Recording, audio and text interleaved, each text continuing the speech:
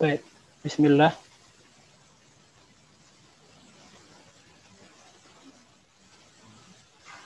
Assalamualaikum warahmatullahi wabarakatuh. Alhamdulillah. Waalaikumsalam warahmatullahi wabarakatuh. Alhamdulillahirabbil alamin.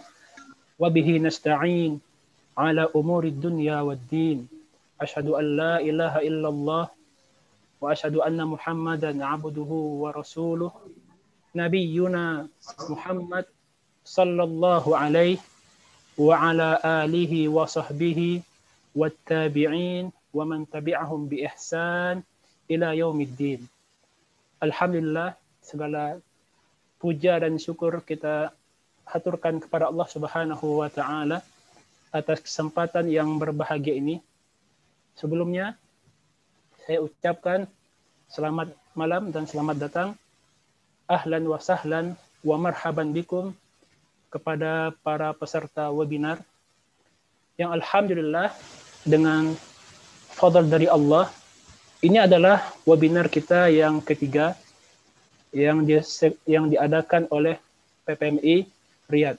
Alhamdulillah pada kesempatan yang berbahagia ini sudah hadir Ustadz kita, narasumber kita, Dr. Ahmad Hanafi.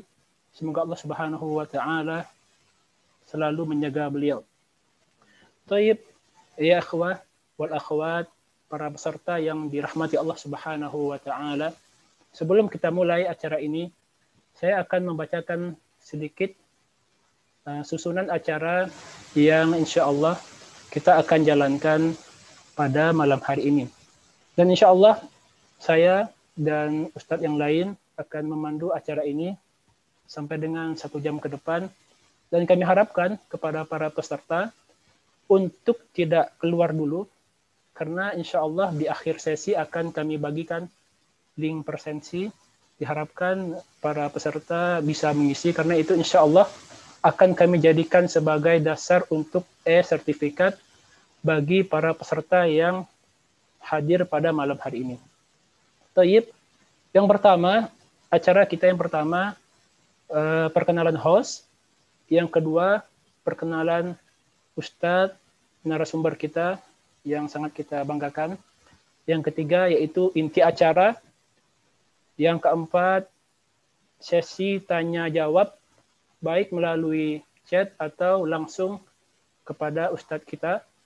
Yang kelima, berupa penutup. Tayyib, al-ikhwa wal akhwat, peserta yang dirahmati Allah Subhanahu wa taala. Baiklah, sebelum kita mulai acara kita, webinar kita ini dengan tema peluang dan tantangan perguruan tinggi Islam di Indonesia. Mari kita mulai acara ini dengan membaca basmalah. Bismillahirrahmanirrahim. Baik, para pemirsa, al-ikhwa wal akhwat yang dirahmati Allah Subhanahu wa taala. Kita masuk pada acara yang pertama, yaitu perkenalan host. Alhamdulillah, saya diberikan amanah oleh tim untuk memandu acara ini hingga nanti insya Allah sampai selesai. Adapun saya adalah Saiful Awal, berasal dari Sumatera Barat, besar dan tumbuh di Kandis, yang alhamdulillah menamatkan S1 di Universitas Islam Madinah, yang kita kenal UIM, yang ada di kota Madinah. Alhamdulillah setelahnya saya diberikan kesempatan oleh Allah Subhanahu wa taala melanjutkan studi di KSU, King Saud University, dalam bidang fikih dan usul. Saya kira insya Allah cukup perkenalan host, karena acara inti kita adalah acara Ustadz Ahmad Hanafi.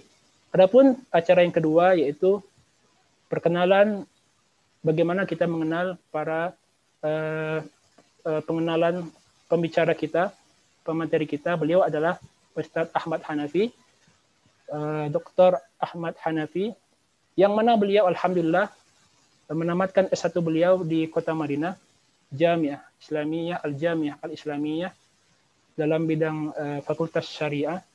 S2 beliau alhamdulillah di Malaysia, dan alhamdulillah S3 beliau tamatkan dan beliau selesaikan di kampus kami, di kampus kita, yaitu King Saud University, di mana beliau merupakan senior kita yang kita banggakan, yang kita hormati. Sebelum kita mulai acara ini, mungkin kita sapa Ustadz Ahmad Hanafi. Tafadhol Ustadz. Assalamualaikum warahmatullahi wabarakatuh ya Ustadz. Waalaikumsalam warahmatullahi wabarakatuh. Insyaallah, alhamdulillah ya ikhwah, semoga pada malam hari ini kita bisa menyerap materi yang disampaikan oleh Ustadz kita, Dr. Ahmad Hanafi. Semoga apa yang akan beliau sampaikan, apa yang akan beliau paparkan bisa bermanfaat, menambah wawasan kita, menambah keilmuan kita. Semoga itu bisa bermanfaat bagi kita semuanya. Baiklah, para ikhwah wal akhwat yang dirahmati Allah Subhanahu wa taala, kita masuk kepada inti acara yang kita tunggu-tunggu, yaitu webinar yang akan disampaikan oleh Ustadz kita, Ustadz Dr. Ahmad Hanafi. Kepada beliau waktu dan tempat kami persilakan. Tafadhali Ustaz. Jazakumullah khair.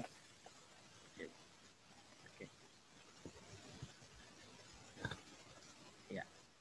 Bismillah. Assalamualaikum warahmatullahi wabarakatuh. Waalaikumsalam warahmatullahi wabarakatuh. Waalaikumsalam warahmatullahi wabarakatuh. Jelas ya. Waalaikumsalam. Ya. Alhamdulillah wa syukrulillah wa la hawla wa la quwata illa billahil aliyil azim.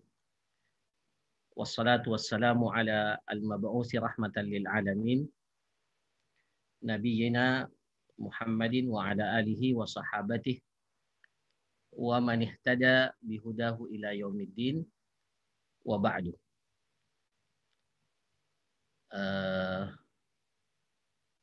Pertama-tama tentunya setelah kita memuji dan bersyukur kepada Allah Subhanahu wa taala atas nikmat kesempatan dan kesempatan untuk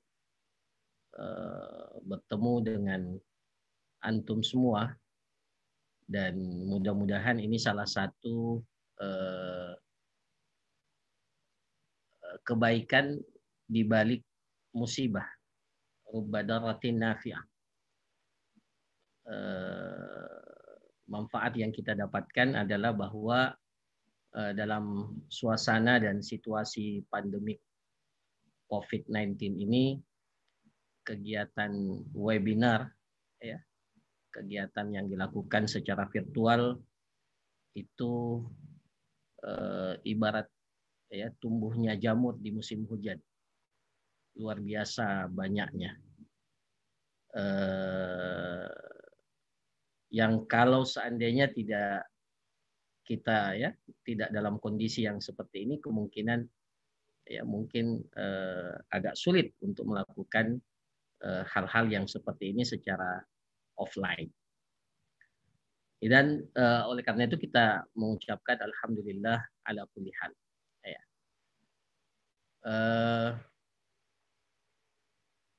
Sangat berbahagia sekali ya bisa membersamai antum selama kurang lebih 1 jam ke depan, dan tentunya membersamai rekan-rekan di Riyadh ya lewat PPMI Riyadh. Ini ibaratnya nostalgia. Maka ya saya sengaja hari ini ya masih memakai ya jas kita atau ya jaket yang menjadi salah satu kebanggaan dan identitas kita. Ya, ini menunjukkan dan masih saya sering pakai. Artinya setiap memakainya ya akan teringat setiap sudut dari kampus yang kita cintai, ya, kampus yang telah menjadi salah satu saksi sejarah kehidupan kita masing-masing, yang mungkin insya Allah kita akan ceritakan kepada kerabat kita anak cucu kita kemudian hari. Ya. Semoga ya ini semuanya menjadi sebuah keberkahan buat kita dan mudah-mudahan kebersamaan ini, ukhuwah ini dapat kita pelihara, dapat kita rawat ya, dapat kita rawat dengan baik sehingga bukan saja kita diikat oleh ikatan emosional atau ikatan institusi, kita berasal dari satu perguruan tinggi yang sama, tetapi lebih daripada itu ada kerja-kerja, harapan-harapan strategis yang mungkin kita bisa wujudkan secara bersama-sama pada masa-masa yang akan datang. Terima kasih kepada PPM Riyadh ya yang telah mengamanahkan kepada kami untuk membawakan materi ini. Ya sebenarnya ya terus terang rada-rada berat juga ya melihat materi ini yang saya kira cukup memerlukan data dan saya kira penelitian yang cukup ya. Sementara waktu kita sangat singkat ya disertai dengan juga ya kesibukan yang ada sehingga ya mohon maaf kalau sekiranya ya apa yang disampaikan jauh dari ekspektasi kita, jauh dari harapan kita ataupun ya kurang memenuhi seperti apa yang diinginkan. Tetapi saya berusaha ya untuk memberikan sesuatu yang saya pahami dan saya ketahui ya meskipun saya tahu di yang hadir bersama dengan kita ini sebagian ya adalah para dosen ya yang bergelut di perguruan tinggi ya tadi saya sempat melihat ada Ustazuna Ustadz Rijal Mahdi ya yang berada di di Cirebon ya UIN Cirebon ya ataupun yang lainnya yang mungkin saya tidak sempat lihat ya mungkin ya ustadz-ustadz kita yang lain mungkin lebih berhak untuk menyampaikan dan lebih berkompeten tentunya untuk menyampaikan materi ini. Maka saya minta maaf kalau sekiranya apa yang disampaikan jauh daripada harapan atau tidak memenuhi harapan dari para peserta atau para panitia yang menyelenggarakan acara ini. Mungkin saya bisa minta izin untuk men-share PowerPoint singkat yang yang saya buat ya. Ya. Ini baru saya buat tadi pagi ya atau menjelang siang ya. Pagi menjelang siang mudah-mudahan ya poin-poin kita bisa kita lihat dari PowerPoint ini ya.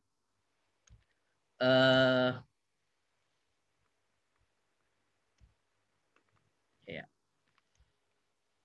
Peluang dan tantangan perguruan tinggi Islam di Indonesia.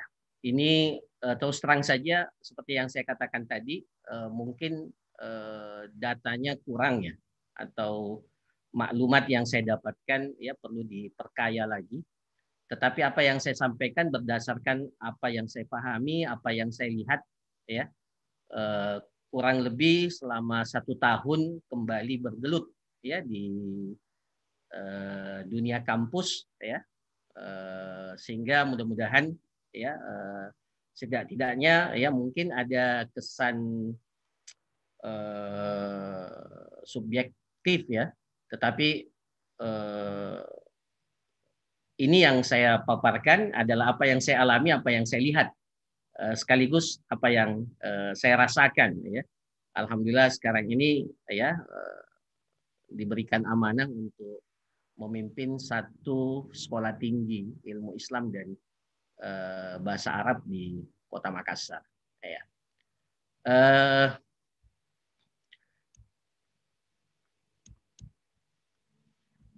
Tentunya kalau kita berbicara tentang peluang dan tantangan perguruan tinggi Islam ya, di Indonesia.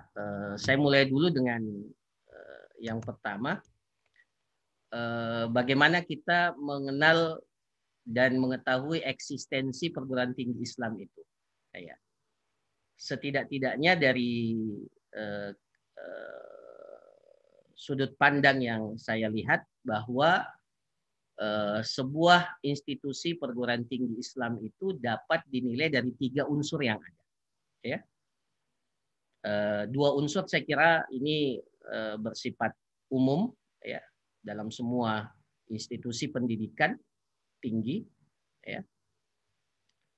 Yang pertama tentunya legalitas formal, ya, bahwa keberadaan perguruan tinggi itu betul-betul sesuai dengan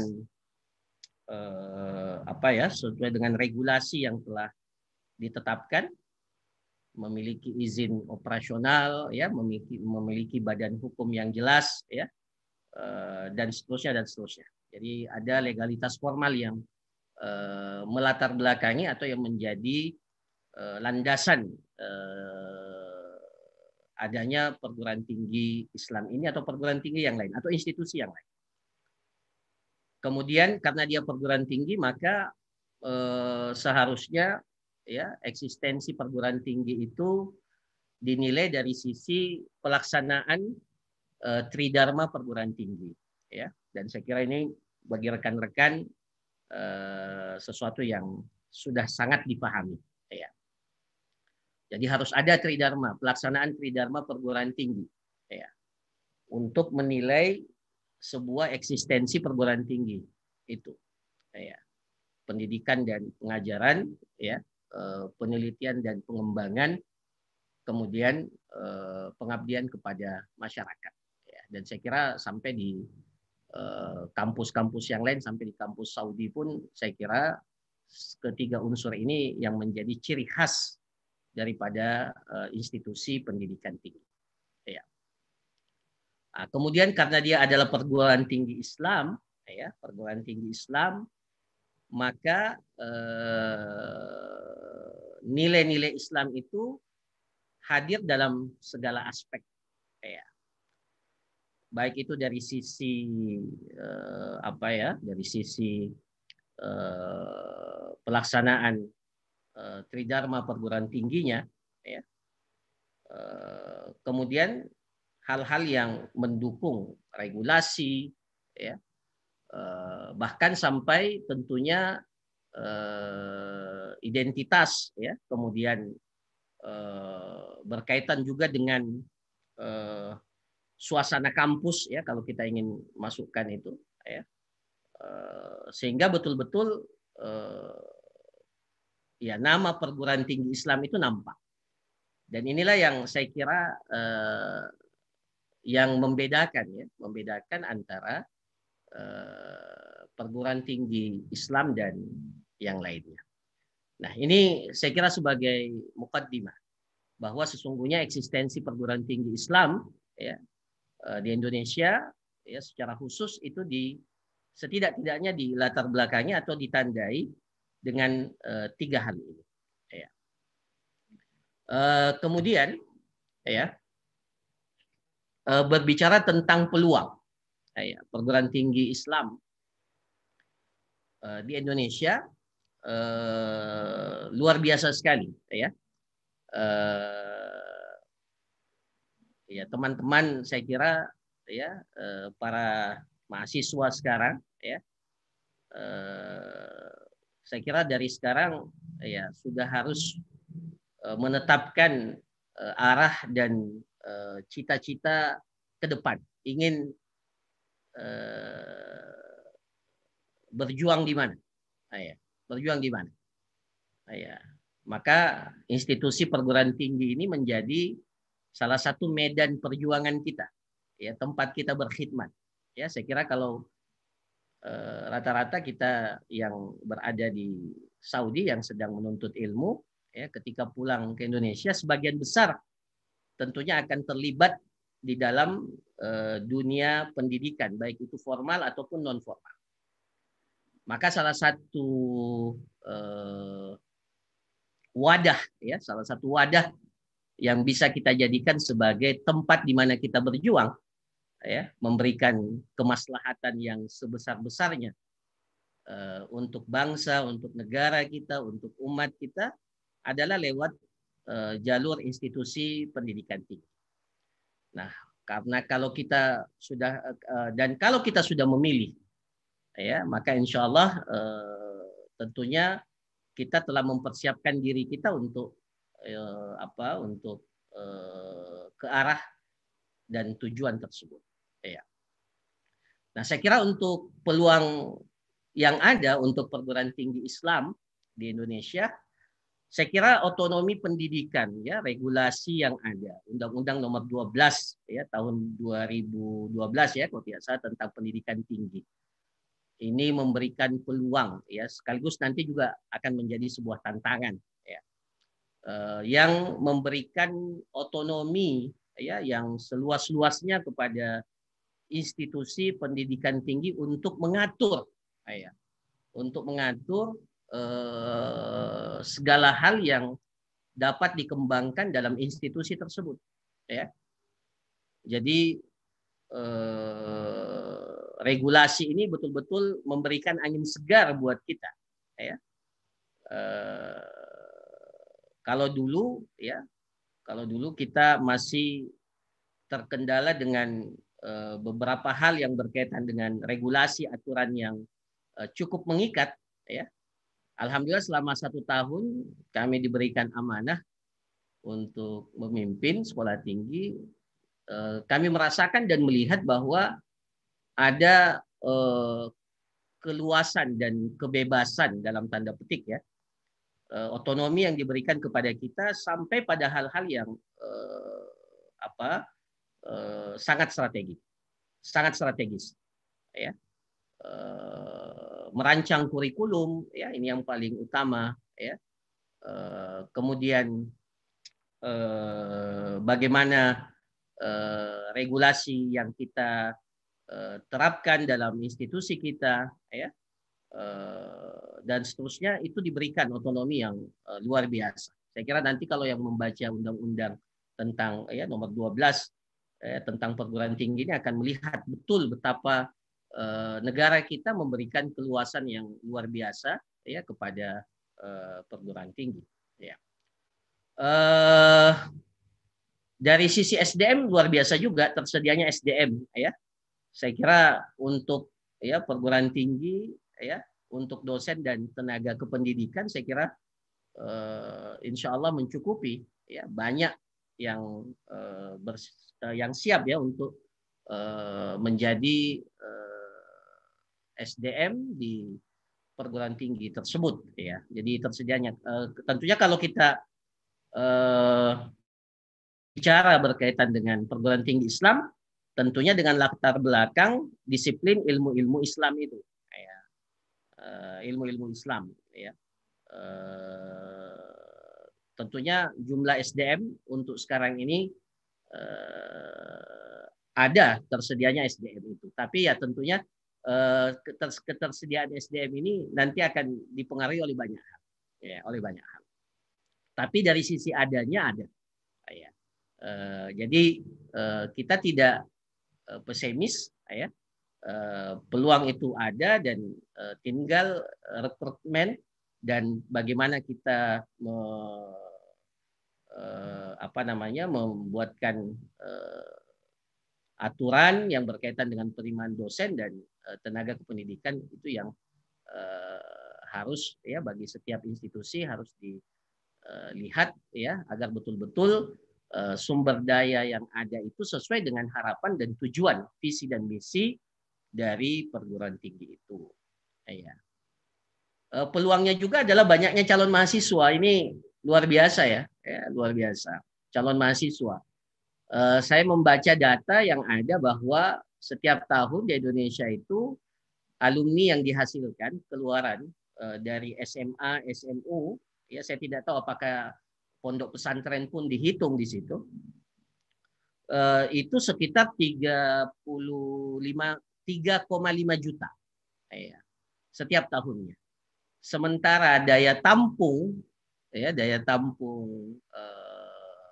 institusi pendidikan tinggi yang ada di Indonesia baru dapat menyerap sekitar 1,8 juta. Ya. 1,8 juta. Artinya, ya saya tidak tahu apakah ini data hanya khusus untuk perguruan tinggi negeri, ya, atau termasuk di dalam perguruan tinggi swasta. Nah, kalaupun ya data ini hanya untuk institusi pendidikan tinggi negeri, maka masih ada 1,7 juta bagi perguruan tinggi swasta tentunya yang bisa yang bisa menjadi tempat tujuan para alumni SMA dan SMA. Jadi ya tersedianya ya calon mahasiswa. Ya, ini kami saja sendiri di Stiba Makassar ini sekaligus promosi. Ya, enggak apa-apa ya PPMI Riyadh. Ya, alhamdulillah setiap tahun kami menerima jumlah mahasiswa yang ya padahal baru satu prodi, baru satu program studi ya, perbandingan mazhab. Ya, perbandingan mazhab itu setiap tahun kami menerima pada kisaran ya tahun ini kami terima sekitar 600 mahasiswa. Sebagian pendaftar ditolak. Ya, ditolak. Ya, kami tidak menerima, tidak lagi bisa menerima karena ya memang terbatas. Selain tentunya kita ingin menjaga rasio yang wajar ya perbandingan dosen yang ada dan jumlah mahasiswa. Di sisi yang lain dan ini sekaligus nanti bagian daripada tantangan yang ada, memang sarana yang belum memadai ya, sehingga dari sekian banyak yang mendaftar sebagian itu dengan berat hati kita harus tolak ya. Kemudian ya saya kira ini juga salah satu peluang ya kerjasama dan kemitraan ya. Banyak sekali mitra-mitra ya yang dapat kita ajak untuk bekerja sama mengembangkan institusi pendidikan tinggi kita ya, pendidikan tinggi Islam secara khusus baik dari lembaga-lembaga pemerintah ataupun lembaga-lembaga swasta ya. Kita bisa menawarkan kerjasama ya yang tentunya semuanya itu bertujuan untuk mengembangkan institusi pendidikan tinggi kita ya. Kemudian di antara peluang itu adalah ya ternyata untuk saat ini kebutuhan masyarakat terhadap alumni perguruan tinggi Islam luar biasa ya. Ini saya mau katakan agak subjektif karena apa yang saya rasakan, apa yang saya alami dan saya lihat ya. Nanti kalau ada data silahkan dijadikan bandingan. Tetapi apa yang kami rasakan ya secara institusi internal yang kami diamanahkan untuk memimpin institusi ini, ya hasil pemantauan kami, ya alhamdulillah sampai saat ini ya sangat sedikit di antara alumni kami itu yang menganggur, ya menganggur. Bahkan sebelum selesai, ya itu sudah sudah banyak yang istilahnya mengharapkan ya bahkan ya permintaan dari beberapa lembaga ya baik itu pondok pesantren dan seterusnya lembaga-lembaga pendidikan secara khusus ya itu meminta secara langsung ya secara resmi permintaan untuk ya alumni-alumni yang kami keluarkan. Nah, ini tentunya menjadi satu peluang yang besar. Artinya daya serap masyarakat kita, civil effect itu betul-betul dapat dirasakan ya bahwa alhamdulillah ya perguruan tinggi Islam itu dapat kehadirannya dapat dirasakan di tengah-tengah masyarakat, respon ya masyarakat ya terhadap perguruan tinggi, alumni-alumni yang dikeluarkan oleh perguruan tinggi begitu besar. Ya tentunya ini memiliki banyak hal yang mendasari hal ini seperti yang nanti akan kita jelaskan. Ini secara ringkas ya peluang-peluang yang ada berkaitan dengan perguruan tinggi Islam ya di Indonesia secara khusus apa yang saya lihat, apa yang saya alami. Kemudian ya tantangan yang ada. Saya membagi dua tantangan. Baik yang sifatnya internal ataupun eksternal. Ya. Dari sisi internal, ya, yang pertama adalah tentunya ya kualitas dan mutu kurikulum, ya, atau ciri khas institusi itu yang harus ada, ya, yang harus ada. Dan ini yang menjadi hasilnya itu adalah kompetensi alumni itu. Jadi bagaimana keluaran yang kita hasilkan, ya. Sehingga betul-betul ya alumni yang dihasilkan oleh perguruan tinggi itu betul-betul memiliki memiliki standar yang jelas. Ya, alumni kita mau jadi apa? Ya. Nah, ini sangat ditentukan dengan kualitas dan mutu kurikulum. Jadi seharusnya perguruan tinggi Islam itu memiliki ciri khas institusi. Ya. Ciri khas institusi. Ya, saya ini tidak mau melebih-lebihkan, tetapi itulah kenyataan yang ada. Ya. Kami di Stiba Makassar, Sekolah Tinggi Ilmu Islam dan Bahasa Arab Makassar, program studi kami baru satu. Ya, insya Allah ke depan kita akan buka 2 program studi, ya, program studi ilmu hadis dan hukum ekonomi syariah. Ya, insya Allah mudah-mudahan dalam waktu dekat ini akan terwujud. Sementara proses, ya. Program yang ada ini program perbandingan mazhab. Iya.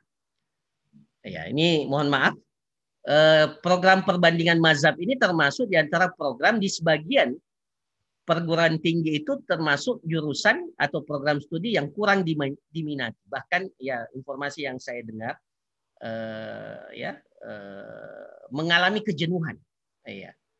Ya, mengalami kejenuhan artinya ya tidak memiliki mungkin ya dalam pandangan sebagian tidak memiliki civil effect yang kuat. Ya. Tetapi alhamdulillah sampai saat ini ya kami secara institusi ya seperti yang saya sampaikan tadi orang yang mendaftar mahasiswa atau calon mahasiswa yang mendaftar luar biasa banyak. Ya. Nah kalau mau ditelusuri sebenarnya kenapa ya minat itu banyak. Ya. Karena ada ciri khas institusi itu. Ya. Nah ini yang harus dikembangkan, yang menjadi ciri khas. Ya. Saya kasih contoh umpamanya. Ya, kami di Stiba Makassar dan saya kira ini juga diberlakukan di beberapa kampus yang ada, kampus perguruan tinggi Islam yang ada. Program kami semua mata kuliah berbasis syariah itu harus diajarkan dengan bahasa Arab. Ya. Bahasa Arab. Ya. Jadi tidak boleh seorang dosen itu mengajarkan. Kalau ada dosen yang mengajarkan mata kuliah syariah dengan bahasa Indonesia, itu ditegur, ya, menjadi catatan. Ya. Nah ini ciri khas institusi. Nah, ini salah satu ciri khas. Ya. Kemudian ciri khas yang lain umpamanya bahwa ya perguruan tinggi yang kami bina ini adalah perguruan tinggi di mana sistem kita ini menganut seperti pondok pesantren, ya, berasrama. Otomatis kegiatan mahasiswa itu betul-betul kita pantau, ya, kita pantau, ya, dari awal, ya, dari mereka bangun tidur sampai kembali tidur dan seterusnya aktivitas baik di dalam kelas, di luar kelas, ya, semuanya masuk dalam program besar, ya, institusi itu. Nah, ini yang saya katakan ciri khas.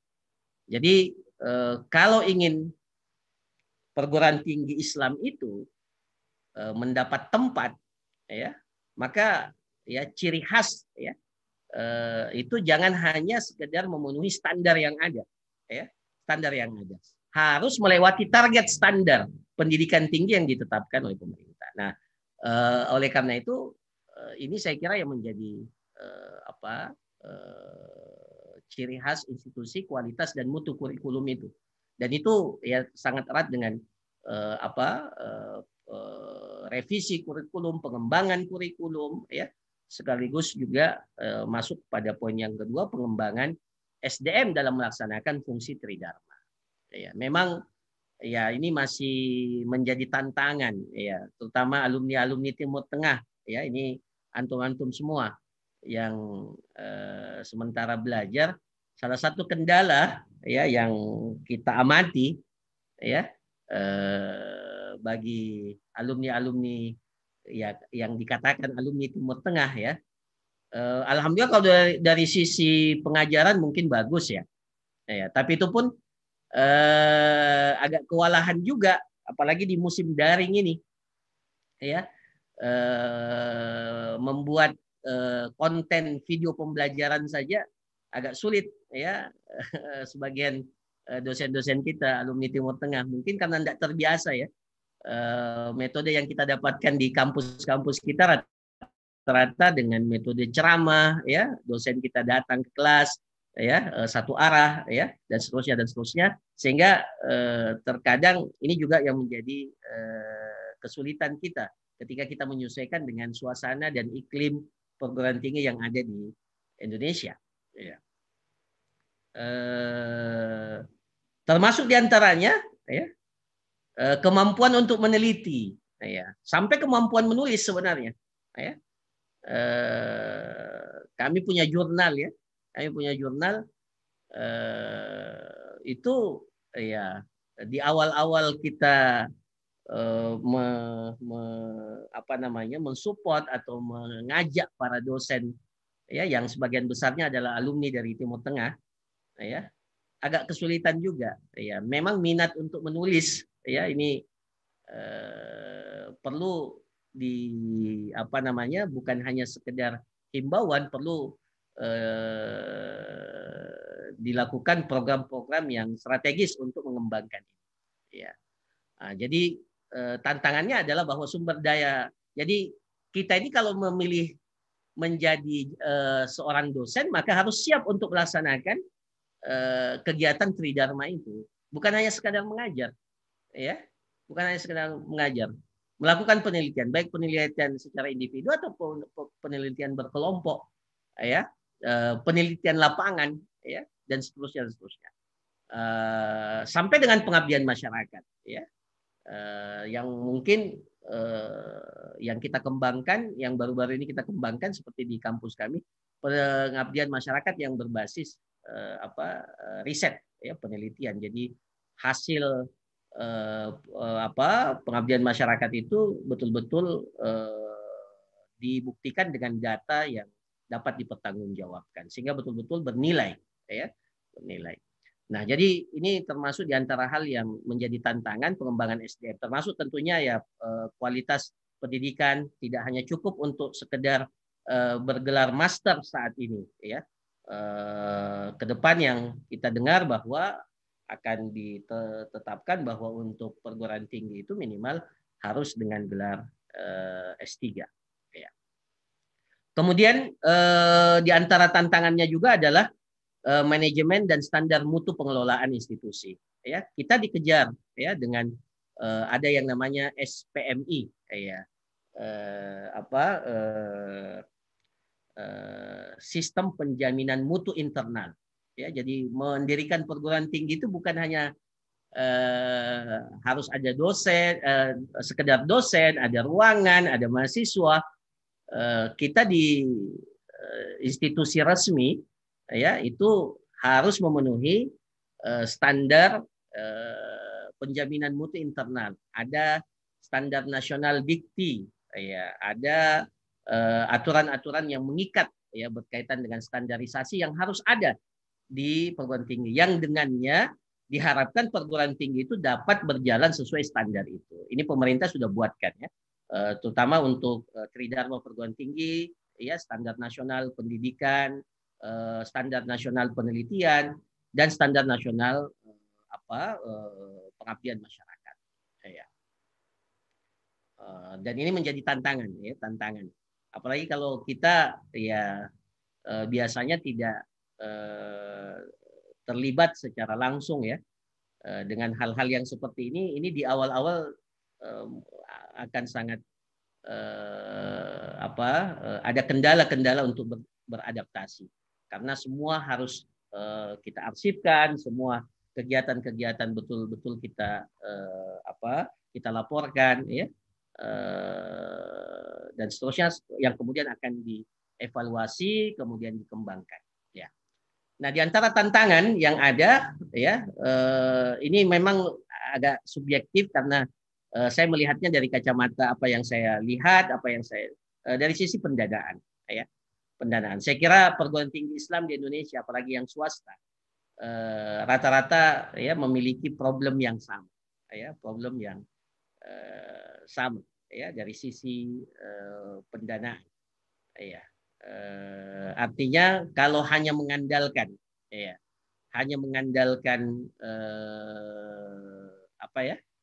SPP dari mahasiswa ya iuran yang ada, saya kira untuk mengembangkan institusi yang ideal itu tidak cukup ya, tidak cukup. Apalagi yang swasta, kalau yang negeri saya kira lebih mapan ya dari sisi ini ya.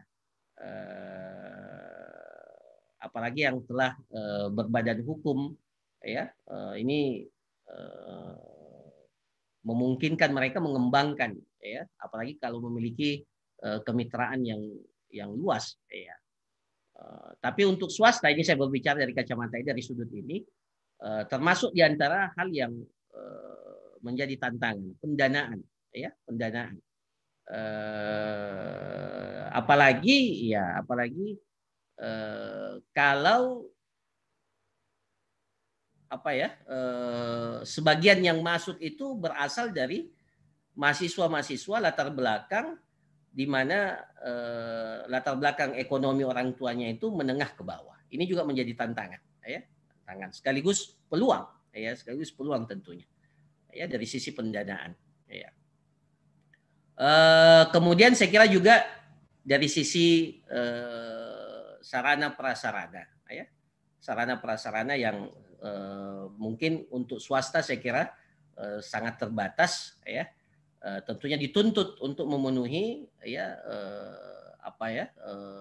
sarana prasarana yang cukup ya, yang memadai sehingga aktivitas tridharma perguruan tinggi itu dapat berjalan dengan baik ya. Tetapi saya kira itu tidak menjadi satu-satunya kendala yang menghalangi kita ya. Selama ada semangat, ada keinginan kita yang kuat ya, maka mudah-mudahan ya tantangan ini dapat kita jawab dan dapat kita lewati.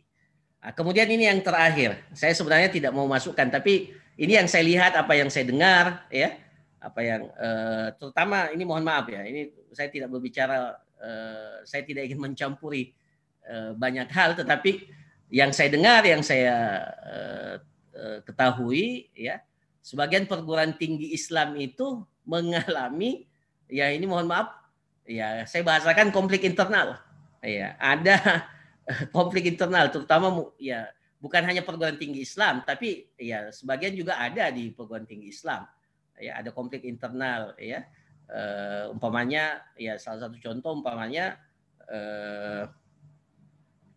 pihak yayasan ya tidak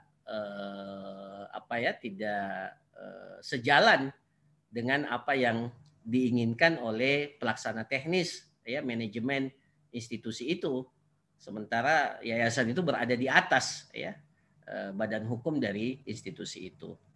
Ataupun konflik internal yang ada di ini juga bisa menjadi hambatan ya, hambatan yang ada ya,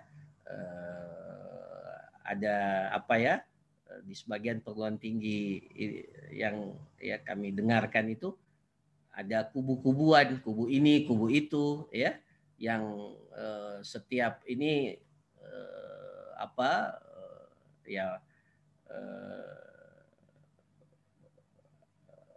ada konflik lah yang ada, sehingga ya sedikit banyaknya mempengaruhi ya kebijakan-kebijakan dan visi dan misi yang mungkin akan dituju oleh visi dan misi yang akan dituju oleh institusi itu. Nah, ini beberapa hal ya yang kami baca ya berkaitan dengan tantangan perguruan tinggi Islam secara internal. Kemudian yang terakhir ya secara eksternal ya. Nah, ini yang saya katakan liberalisasi dan komersialisasi pendidikan ya. Sejak diberikan otonom ya. Nah, ini yang kita khawatirkan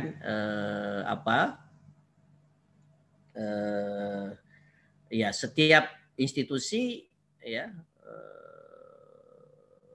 memiliki memiliki kebebasan ya yang yang dengannya ya kalau tidak berhati-hati ya, apalagi kalau tidak didasari oleh kesamaan ya persepsi, kesamaan visi dari orang-orang yang berada dalam institusi itu, maka ya menjadi sebuah celah ya masuknya hal-hal yang tidak diinginkan dalam ya institusi pendidikan tinggi itu ya, akhirnya menjadi sangat terbuka ya, sangat terbuka. Nilai yang ada tidak lagi nilai itu menjadi kabur ya, visi dan misi yang diharapkan ya semakin menjauh ya, sehingga ya apa yang kita harapkan dari perguruan tinggi Islam itu semakin kabur ya. Saya kira diskusi tentang perubahan ini ya nanti mungkin sebagian asatid bisa tambahkan ya dari dengan terbukanya sebagian ya perguruan tinggi Islam ya, perguruan tinggi Islam mengembangkan jurusan-jurusan yang bersifat umum ya, ini di satu sisi selain ya dia memberikan nilai positif tentunya, tetapi di sisi yang lain justru mengurangi nilai daripada jurusan-jurusan program studi yang berbasis syariah ya, berbasis Islam ya, yang notabene-nya kental dengan muatan-muatan syariat Islam ya. Justru yang banyak diminati ya, ini mohon maaf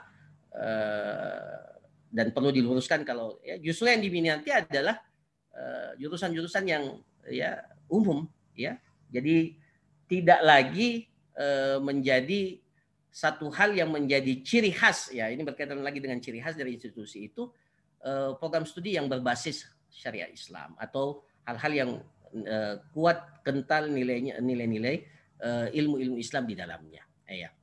Apalagi kalau ya ini mohon maaf komersialisasi pendidikan ya, dikomersilkan ya, ini ya akan tentunya implikasinya sangat sangat ya bagi terutama bagi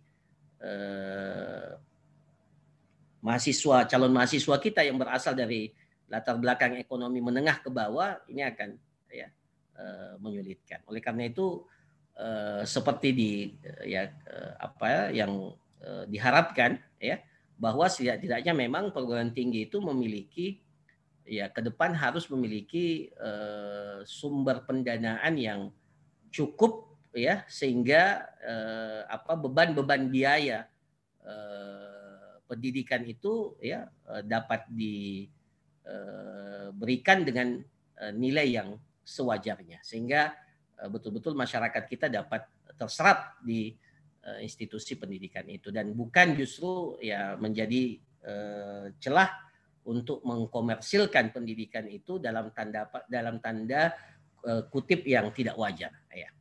Kemudian ya tantangan eksternal yang kedua adalah stigma negatif ya sebagian masyarakat terhadap ya perguruan tinggi Islam. Ya, perguruan tinggi Islam ini maksud saya, bukan perguruan tinggi secara umum. Ya, ini ada hal yang ya ini mohon maaf ya sebagian perguruan tinggi itu hanya sekedar ya menampung mahasiswa, kemudian memberikan gelar dan seterusnya tanpa sama sekali ya. Jadi hanya sekedar ya yang penting Anda mampu membayar, kemudian dan seterusnya ya. Akhirnya ada aspek-aspek yang ditelantarkan ya. Terutama dari sisi pembelajaran ya, kurikulum yang ada ya, terkesan ya seadanya. Yang penting ya.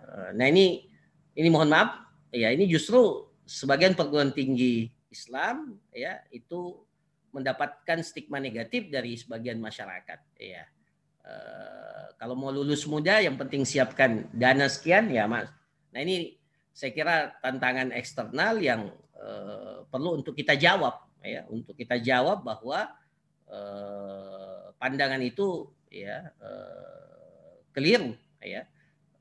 Kita betul-betul ya adalah sebuah institusi yang menjaga mutu ya kurikulum kita dan memiliki standar yang ketat ya untuk sistem pengelolaan institusi, termasuk diantaranya adalah sistem pembelajaran.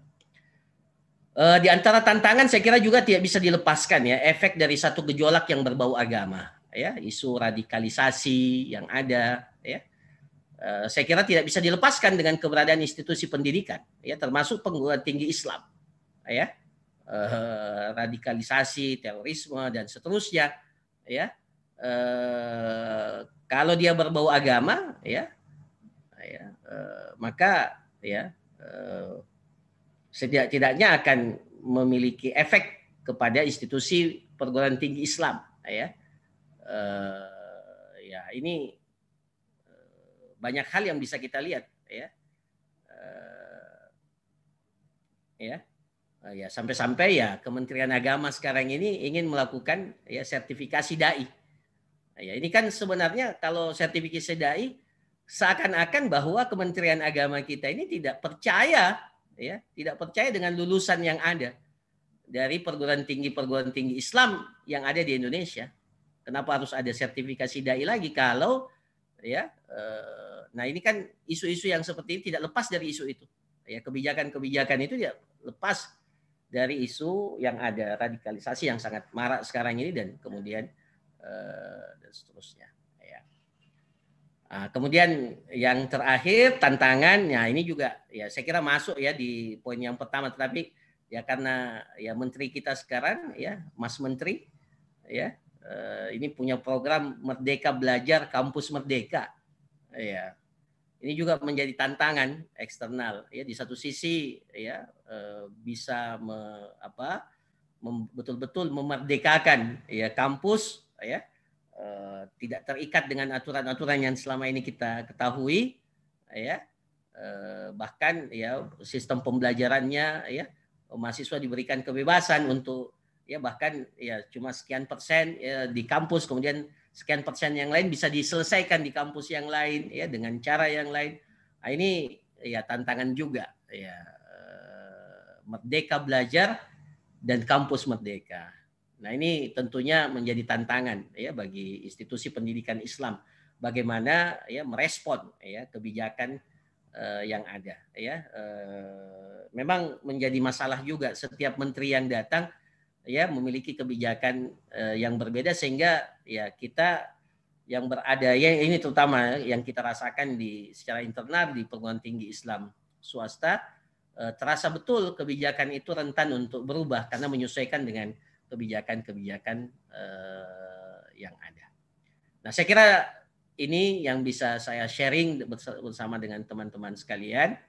Sekali lagi memang data yang ada sangat kurang ya. Saya akui itu, tetapi setidak-tidaknya apa yang saya sampaikan berdasarkan apa yang saya alami, saya amati ya, setidaknya kurang lebih 1 tahun ya setelah selesai dari King Saud, kemudian kembali mengabdi di institusi pendidikan tinggi. Nah, inilah tantangan-tantangan yang ada. Wallahu taala alam ya, syukran. Mohon maaf atas segala kekurangan. Jazakumullah khairan, dan saya kembalikan kepada Ustadz Saiful Awal sebagai moderator. Syukran. Naam. Syukran ya Ustadzana Al-Habib atas paparan yang sangat bermanfaat. Masya Allah, semoga apa yang beliau sampaikan bisa menjadi sesuatu yang berguna bagi kita, khususnya bagi para dosen atau para rektor yang bergelut di bidang ini. Thayyib ikhwah barakallahu fikum. Kita ucapkan kepada Ustadz Ahmad Hanafi, jazakumullah khairan atas apa yang antum sampaikan. Semoga ini menjadi amal jariah bagi antum. Yang mana beliau ini Masya Allah, lupa saya sebutkan, beliau adalah mudir atau ketua dari Stiba Makassar. Yang mana apa yang beliau paparkan adalah merupakan pengkajian atau hal-hal yang sudah beliau hadapi selama beliau menjabat sebagai ketua atau mudir dari Stiba Makassar. Baik, ikhwah barakallahu fikum, kami ingatkan kepada antum semuanya agar tidak left dulu. Insya Allah nanti kita akan bagikan link presensi.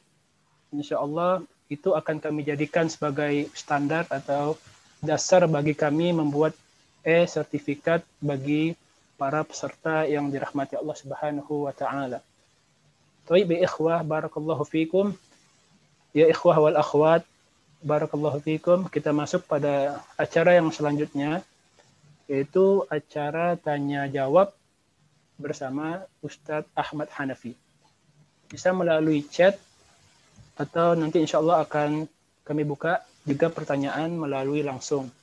Bagi teman-teman yang memiliki pertanyaan yang ingin ditanyakan, semoga pertanyaan itu bisa bermanfaat juga bagi para peserta yang lainnya.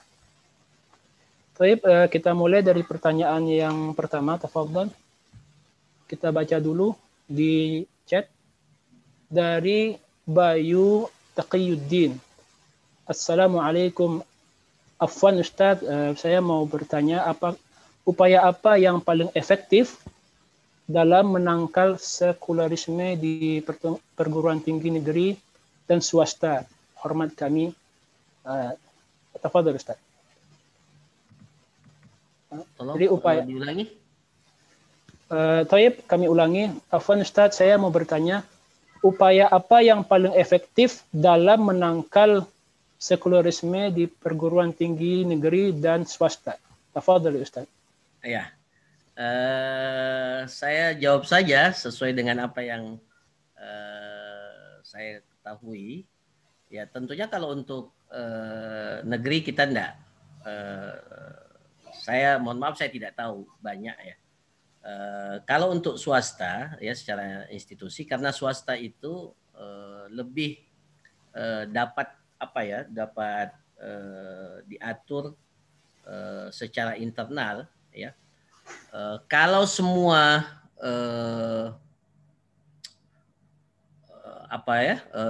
pelaksana atau pengelola institusi itu memiliki kesadaran yang sama ya, memiliki kesadaran yang sama, apalagi berada dalam sebuah ikatan kebersamaan ya, dan memiliki kegelisahan yang sama ya, dan memiliki cara pandang yang sama ya, bagaimana model yang ingin diterapkan, maka saya kira dengan sangat mudah ya sekularisme ini dapat kita atasi ya. Tentunya ya ini banyak sisi ya, dari sisi kurikulum yang diterapkan ya, dari sisi kurikulum yang diterapkan ya. saya pernah melihat ya kurikulum yang ada di sebagian institusi luar biasa sebenarnya, luar biasa ya. Cuma masalahnya terkadang pada dua hal. Yang pertama adalah kemampuan dosen, ya, kemampuan dosen untuk menerjemahkan isi kurikulum itu ke dalam suasana perkuliahan yang ada, betul-betul bisa efektif tidak sesuai dengan kurikulum yang diterapkan, ya, kemampuan dosen. Ya. Saya kasih contoh umpamanya, ya, contoh ya karena kita di mana di prodi perbandingan mazhab umpamanya, buku yang dijadikan sebagai rujukan untuk mata kuliah fikih umpamanya, ya baik itu fikih ibadah, fikih muamalat, akhwal saksiyah, ya dan seterusnya, itu katakanlah buku yang dijadikan referensi utama, ya al-marja' al-asasi, katakanlah Bidayatul Mujtahid, ya Bidayatul Mujtahid. Tetapi yang masalah adalah bahwa ya sebagian dosen pengampu itu tidak menguasai betul ya bagaimana mengajarkan bidayah. Hatta uslub yang ada di dalam bidayah itu tidak dikuasai. Jadi bagaimana mau mentransfer nilai yang ada kalau sang dosen sendiri tidak mengerti. Jadi semuanya ini berangkat daripada bagaimana SDM itu memiliki visi yang sama, memiliki kesadaran yang sama, cita-cita yang sama, ya, dan menjadi hal yang sangat penting bahwa ya pemimpin institusi itu selalu betul-betul terikat dengan visi misi tujuan yang ada, ya, visi misi, dan itu yang selalu harus disampaikan, menjadi semangat, menjadi ruh, ya. Nah, kalau ada seperti ini maka pemahaman-pemahaman yang tidak diinginkan itu dapat diminimalkan, ya. Jadi seperti itu, ya. Lain halnya kalau memang ya latar belakang sudah berbeda, ya, masing-masing mempunyai kepentingan, ada hal-hal yang ingin dibawa ke dalam, ini akan sangat sulit tentunya, ya, akan sangat sulit apalagi dengan sistem dan model pendidikan yang ada, regulasi yang ada yang memberikan otonomi yang seluas-luasnya, kebebasan akademik, ya, kebebasan akademik yang diberikan seluas-luasnya kepada institusi, ya. Nah ini wallahu taala alam. Ya. Syukran Ustaz atas jawaban yang sudah dipaparkan. Semoga bisa menjadi sesuatu yang berguna bagi kami, bagi kita semuanya. Jawaban yang sangat bermanfaat. Taib, silakan bagi yang ingin bertanya secara langsung juga diperbolehkan. Tafadhal. Apakah ada di antara para peserta yang ingin bertanya langsung? Khususnya kalau pertanyaannya panjang, alangkah baiknya langsung bertanya kepada Ustadz Ahmad Hanafi, sehingga beliau langsung mendengarkan apa yang ingin ditanyakan. Ini ada Ibu Zulaikha. Mungkin Ibu Zulaikha ingin bertanya secara langsung. Tafadhal. Tafadhali. Baik, terima kasih Ustadz Awal. Assalamualaikum Ustadz Hanafi. Halo. Assalamualaikum warahmatullahi wabarakatuh. Saya ingin menanyakan beberapa hal terkait dengan tema hari ini, sangat menarik. Yang pertama tentang peluang perguruan tinggi yang seperti tadi Ustadz sampaikan, bahwa perguruan tinggi Islam itu memiliki kesempatan untuk bisa merekrut mahasiswa dengan jumlah yang sangat besar sekali. Tapi persoalannya saat ini kita sangat khawatir justru dengan kita menerima banyak mahasiswa, tapi kita nanti akan memberikan peluang untuk munculnya pengangguran terdidik gitu. Jadi ini menjadi tantangan bagi perguruan tinggi Islam untuk bagaimana membekali para mahasiswa ini memiliki jiwa entrepreneur seperti itu. Itu yang pertama. Kemudian yang kedua, sebagaimana tadi juga sedikit disinggung oleh Ustadz Hanafi, bahwa alumni-alumni kita ini secara konten Islami sangat mumpuni begitu ya. Tapi secara teknis, metodologis, kemampuan teknologis itu masih sangat kurang. Oleh karena itu menjadi tantangan kita. Nah, solusi yang nanti Bapak bisa berikan seperti apa? Yang terakhir ini kekhawatiran kita bersama bahwa selain tadi seperti yang ditanyakan oleh penanya yang pertama, perguruan tinggi Islam ini sangat rentan dengan sekularisme. Kemudian selain itu kita juga melihat bahwa masyarakat ini sudah mulai agak memberikan label yang negatif seperti itu atau stigma-stigma yang negatif terhadap para alumni apalagi yang dididik dari, mohon maaf misalnya dari Timur Tengah begitu ya, mohon maaf sekali, tapi masyarakat melihatnya itu wah nanti ini jadi teroris atau bagaimana seperti itu. Nah, bagaimana menghilangkan stigma itu, kemudian bagaimana kita bisa merespon dengan aksi yang nyata, yang positif untuk meluruskan pandangan-pandangan yang seperti itu. Terima kasih Ustadz atas kesempatannya. Assalamualaikum. Assalamualaikum warahmatullahi wabarakatuh.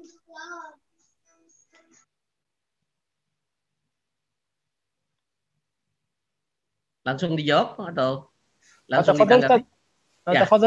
Langsung ditanggapi. Syukran, jazakillah khairan kepada penanya. Masya Allah, saya kira semua masukan dan tanggapannya sangat baik. Ya, sebagian besar adalah masukan saya kira, tanggapan dan sekaligus masukan. Saya ingin menambahkan beberapa hal. Yang pertama memang sangat penting ya. Jadi minat yang banyak ya. Jangan sampai kita hanya mengeluarkan alumni-alumni yang sekaligus ya menambah jumlah pengangguran di Indonesia. Ini tentunya kita tidak inginkan. Alhamdulillah kalau kami di institusi kami kuliah langsung diminati oleh banyak institusi, bahkan ya ini tanda kutip jadi rebutan ya, rebutan. Saya kira akan mempunyai latar belakang yang beragam tentunya dan sangat terkait dengan ya kualitas alumni itu, ya kualitas alumni itu. Jadi bagaimana institusi itu betul-betul selain tadi ya diusulkan kemampuan usaha ya yang ada yang diberikan ya. Tetapi yang lebih penting sebenarnya adalah bahwa dunia kerja itu jangan selalu dimaknai dengan bahwa nanti kalau harus bekerja di institusi tertentu ya menjadi ASN dan seterusnya baru dikatakan bekerja. Nah, ini hal yang harus kita cara pandang yang harus kita ubah sejak dini bahwa kita inginkan bahwa alumni kita merekalah yang menciptakan lapangan kerja itu. Mereka lah yang menciptakan, mereka lah yang menjadi inisiator, ya, yang dapat memberikan manfaat ya sebesar-besarnya di tengah-tengah masyarakat.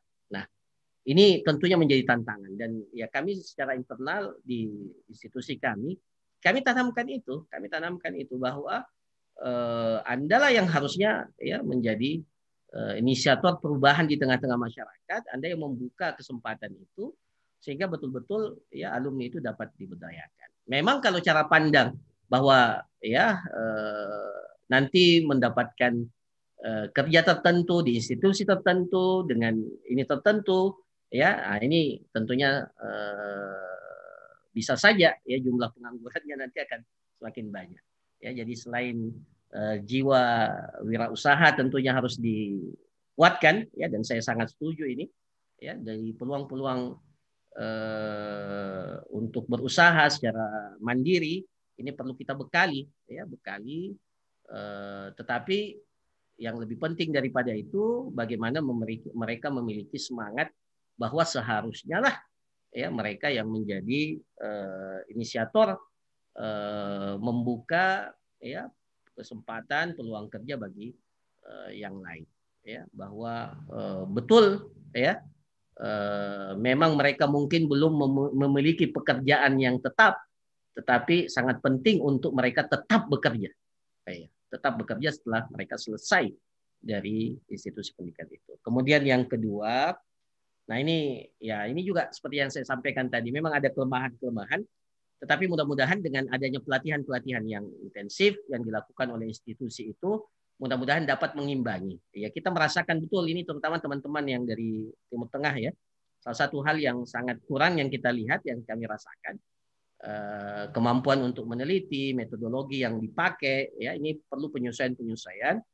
Tetapi insya Allah dengan pelatihan yang ada, mudah-mudahan itu bisa teratasi. Ya, apalagi kalau memang memiliki kesadaran bahwa ini jalur perjuangan kita. Kalau kita sudah memilih bahwa kita bergabung dalam sebuah institusi pendidikan tinggi dan kita memilih bahwa sudah menetapkan bahwa ini jalur perjuangan kita, inilah jalan hidup kita, maka insya Allah ya ini akan mau tidak mau kita harus mengembangkan diri kita, ya penguasaan teknologi dan seterusnya yang harus kita kembangkan pada diri kita. Kemudian ya padahal rata-rata alumni perguruan tinggi luar negeri ini good looking, Bu. Alhamdulillah. Iya kok alhamdulillah good looking semua. Masya Allah. Jadi tentunya satu hal yang menjadi masalah sebenarnya, kalau institusi perguruan tinggi itu bersifat eksklusif, artinya tidak membuka diri. Ya, ini menjadi masalah memang. Ya, kalau dia bersifat eksklusif, tidak mau membangun kemitraan, tidak mau membangun kerjasama, maka ya stigma yang ada atau anggapan-anggapan yang ada mungkin diperkuat dengan sikap itu. Ya. Tetapi kalau perguruan tinggi Islam itu membuka diri, ya, memberikan membuka jalinan kerjasama dengan institusi-institusi, terutama untuk ke pemerintah dan lembaga-lembaga yang ada, ya, saya kira stigma negatif itu dapat dihilangkan. Ya, tentunya ya memang yang paling pertama ya kita harus menafikan, coba ya ini secara data kasar saja ya, pelaku terorisme yang ada itu ada enggak yang alumni perguruan tinggi Islam di Indonesia? Yang dikatakan pelaku terorisme, ya, yang ada justru luar biasa. Kiprah dari alumni perguruan tinggi Islam, ya, luar biasa di Indonesia ini, ya. Baik ya yang mungkin sebagian ya yang berlatar belakang Timur Tengah luar biasa, ya. Baik di tataran pemerintah, ya, apalagi di lembaga-lembaga non pemerintah, ya, berkiprah semua. Alhamdulillah. Jadi justru ya ini kita tahulah apa yang melatar belakangnya sehingga muncul stigma-stigma negatif yang seperti itu. Tapi sekali lagi mungkin menjadi penguat itu kalau lembaga institusi tersebut itu Allah Ta'ala.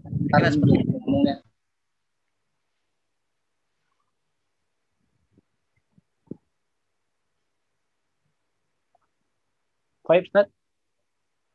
Jadi ada gangguan sedikit dari suara. Baik. Ustaz, ini ada pertanyaan. Sebelumnya kami ucapkan kepada Ustaz Ahmad Hanafi, jazakumullah khairan atas jawaban yang Ustaz sampaikan. Semoga ini bisa menjadi tambah wawasan bagi kita semuanya. Dan kami ucapkan juga terima kasih kepada Bu Zureha atas pertanyaannya. Semoga itu menjadi bermanfaat bagi kami, khususnya bagi orang-orang yang masih belajar. Insya Allah akan bermanfaat bagi kami, insya Allah ke depannya ketika kami sudah pulang ke negara masing-masing dan mengajar tetap di kampus atau ma'had yang ingin kita mengajar di dalamnya. Sebelum kita lanjut kepada pertanyaan yang selanjutnya, kami ingatkan kepada para peserta agar mengisi link presensi, karena insya Allah akan kami jadikan dasar untuk membuat e-sertifikat. Ustadz, sepertinya ada pertanyaan dari Pak Irwan karena beliau mengangkat tangan. Tafadhal Pak Irwan, kalau ada yang ingin ditanyakan, insya Allah Ustadz Ahmad Hanafi akan menjawab insya Allah dengan kapasitas ilmu yang beliau miliki insya Allah. Tafadhal Pak, silakan Bapak. Bapak Irwan Suryawan. Kita tunggu sebentar. Dia tengok tanya nggak ya? Iya. Baik, mungkin kita pindah pada penanya selanjutnya. Mungkin ada Bapak Fadlan Ahmad. Mungkin Bapak Fadlan Ahmad. Assalamualaikum Ustaz. Waalaikumsalam warahmatullahi wabarakatuh. Silakan Bapak. Kaif halukum Ustaz Ahmad Hanafi? Alhamdulillah, alhamdulillah bikhair. Ana Fadlan Ustaz. Masya Allah, ahlan bikum. Mau bertanya Ustaz. Masih ingat saya enggak Ustaz? Sebelumnya saya bertanya. Ini Mas Fadlan alumni KSU Ustaz. Afan. Diploma Ali. Oh, Masya Allah. Ahlan. Masya Allah. Ustaz, mau bertanya tentang dua hal. Yang pertama, perguruan tinggi agama, khususnya perguruan tinggi yang bergelut di bidang agama, bagaimana mereka meningkatkan kualitasnya untuk bersaing dengan universitas lainnya sesuai dengan standar internasional yang mungkin sudah disepakati oleh para kementerian yang ada.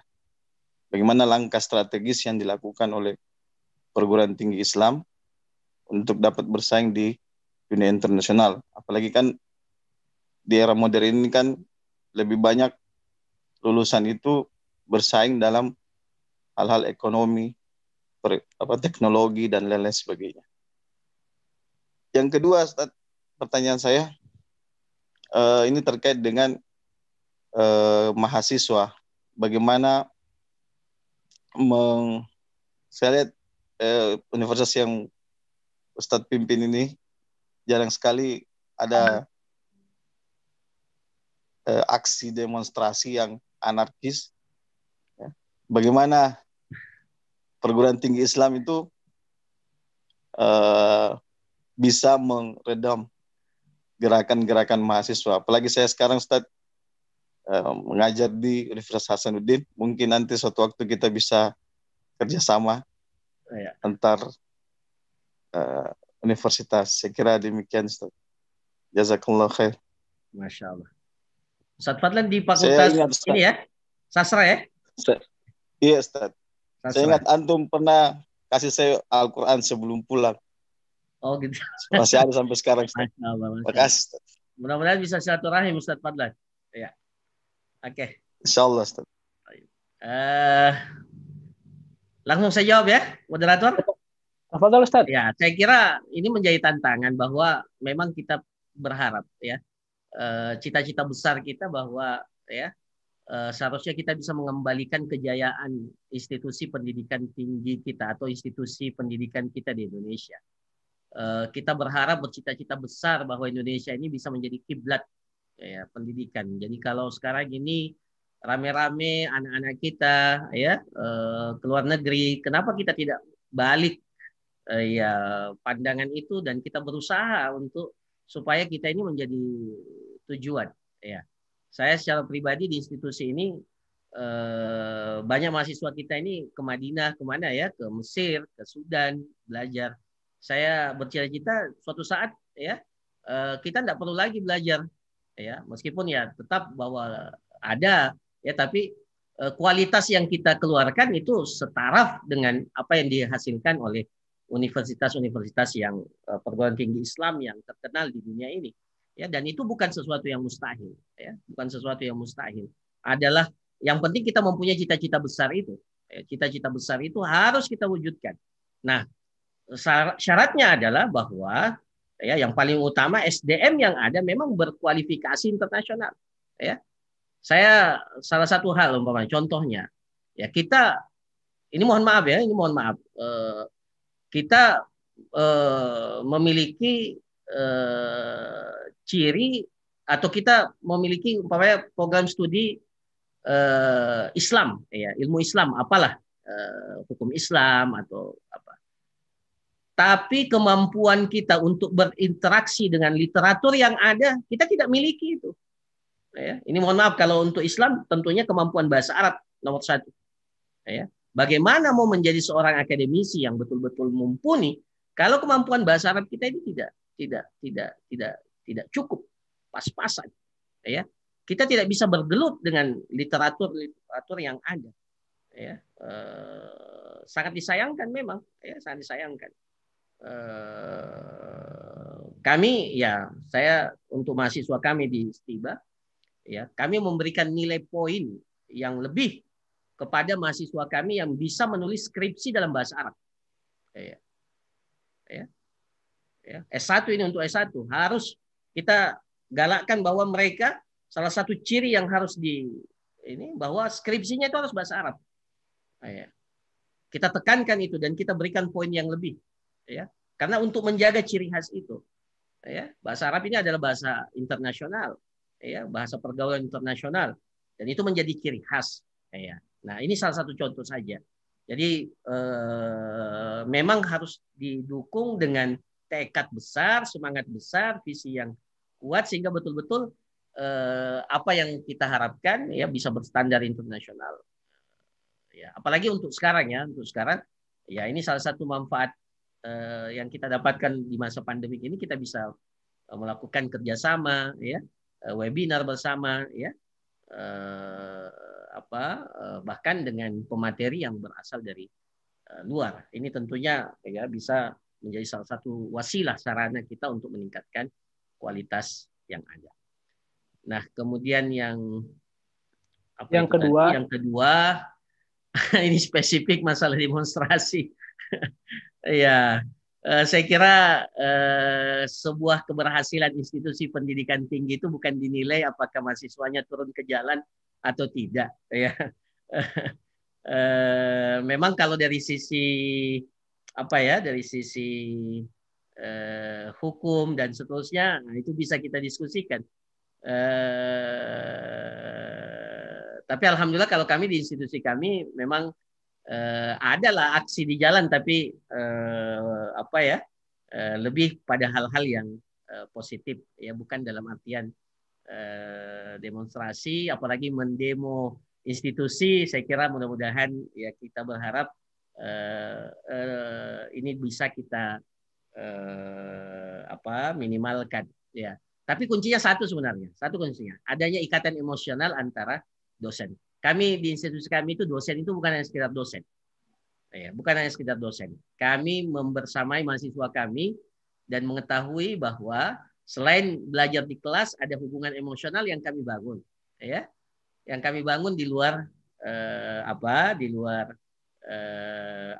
luar jam perkuliahan, ya. Jadi dia bisa, dosen itu berprofesi sebagai seorang bapak, ya, menjadi teman, ya. Kemudian bisa dan juga harus menjadi sebagai seorang murabbi yang tentunya hal-hal yang sifatnya akademik itu juga diketahui oleh dosen. Jadi ada ikatan emosional yang kuat. Dan saya kira itu, ya, alhamdulillah mahasiswa lebih mudah diarahkan, apalagi dalam suasana mahasiswa yang mengalami banyak hal, ya. Memang sangat perlu pendekatan-pendekatan yang tidak hanya sekedar pendekatan yang kita lakukan di dalam ruang kelas, tetapi di luar itu hubungan itu harus tetap dijaga. Wallahu a'lam. Ya. Syukran jazilan ya Ustadzuna Al-Habib atas tanggapan yang Masya Allah bermanfaat. Ini kita lanjut, Ustadz. Ada pertanyaan dari Pak Irwan Suryawan. Tafadhol, Pak. Langsung di-unmute aja mic-nya. Kita tunggu. Oke, tafadhol. Silakan, Pak.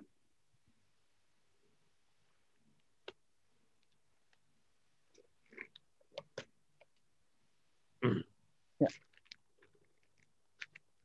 Tafadhal Pak Irwan, mic-nya sudah unmute.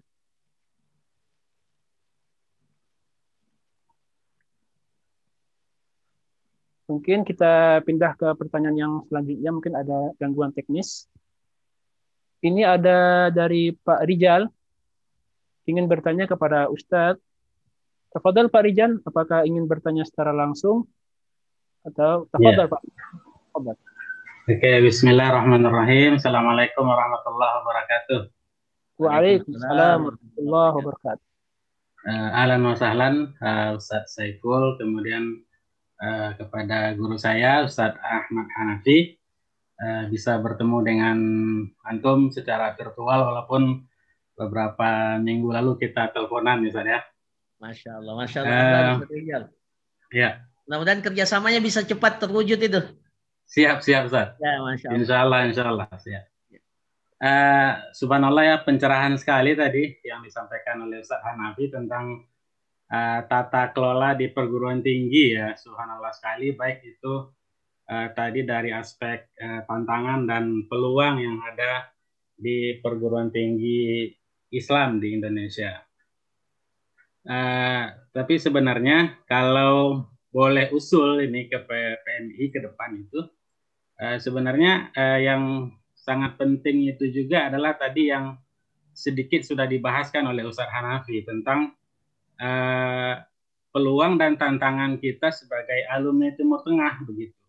Ketika kita pulang ke Indonesia, ya, ketika kita bergabung dengan kampus yang mungkin berbeda ya, cara pembelajaran, kemudian kondisi, kemudian suasana yang ada di kampus-kampus di Indonesia. Saya secara pribadi belum pernah kuliah di Indonesia.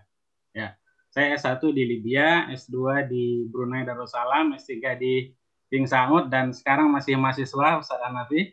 Tapi ini belum tahu nih kenapa, apakah masih bisa pulang atau tidak. Tapi yang jelas visa saya sudah habis ini Ustadz. Masya Allah. Ya, assalamualaikum. Iya, intinya adalah ke depan saya usul ke PPMI bahwa nanti ada sesi khusus pembahasan tentang peluang dan tantangan yang akan digeluti oleh mahasiswa alumni kita begitu dari Timur Tengah. Karena tadi nanti akan ada kaitannya dengan pertanyaan-pertanyaan sebelumnya tadi ya. Bagaimana misalnya meminimalisir sekularisme yang ada misalnya begitu kan. Nah, kan bahkan kalau banyak misalnya alumni Timur Tengah yang bergabung di kampus-kampus Indonesia, terutama kampus-kampus negeri ya, kampus negeri begitu. Kalau swasta mungkin tadi Ustadz Hanafi bisa mengkondisikan, tapi kan kalau di negeri itu kan pikirannya banyak ya begitu ya, kemudian sangat plural, sangat umum begitu. Jadi semakin banyak misalnya nanti bisa semakin mewarnai begitu. Terkait juga dengan kecurigaan misalnya ya ke kampus-kampus negeri. Sekarang ini menurut saya sudah tidak ada ya. Atau sedikit begitu. Karena kampus di Indonesia itu kan diatur dengan standar-standar yang jelas ya. Kalau sekarang itu kan standar akreditasi 9 standar dari Ban PT itu kan. Dan itu kan terkait semua begitu. Terkait dengan tata kelolanya, visi misi, terkait juga nanti dengan kerjasama dosen begitu kan.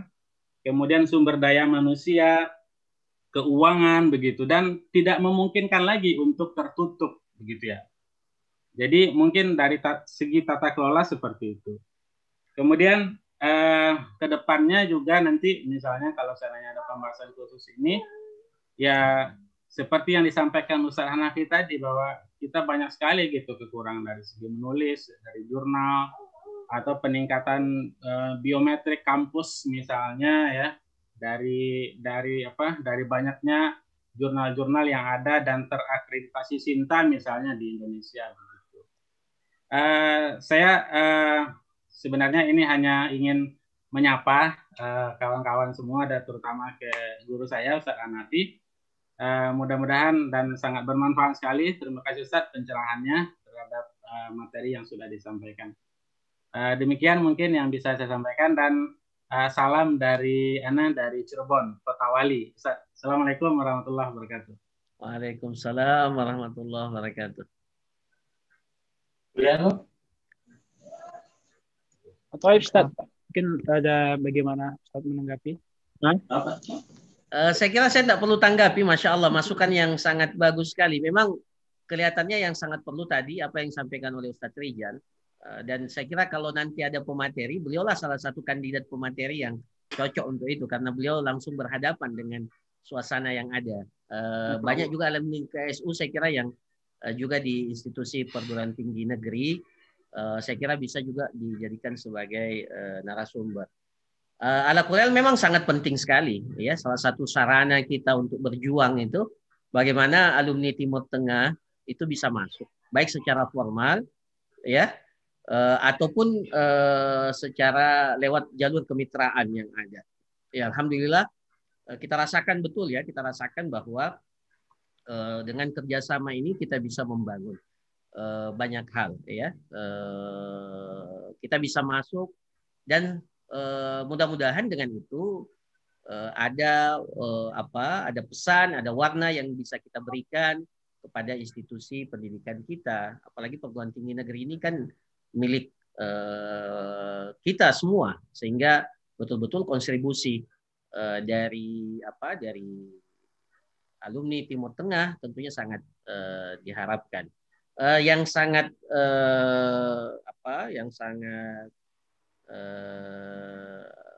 kurang mungkin dirasakan sekarang ini, terutama ya karena kita ini alumni dari Saudi, terutama kiprah alumni Timur Tengah dari Saudi Arabia ini yang masuk ke perguruan tinggi negeri. Saya kira ini perlu, ya, bagus sekali apa yang disampaikan oleh Ustadz Rijal, ya, mudah-mudahan bisa menjadi salah satu pemikiran bersama, ya, tataran mahasiswa kita di Timur Tengah, ya. Adapun yang lainnya saya kira Masya Allah, ya, betul apa yang beliau sampaikan. Barakallahu fikum Ustadz Rijal. Masya Allah Ustadz Rijal, jazakumullah khairan atas pertanyaan dan masukan, tanggapan dan masukan oleh Ustadz Rijal. Semoga bermanfaat bagi para tulab mahasiswa yang kuliah di negeri seberang, khususnya di Timur Tengah.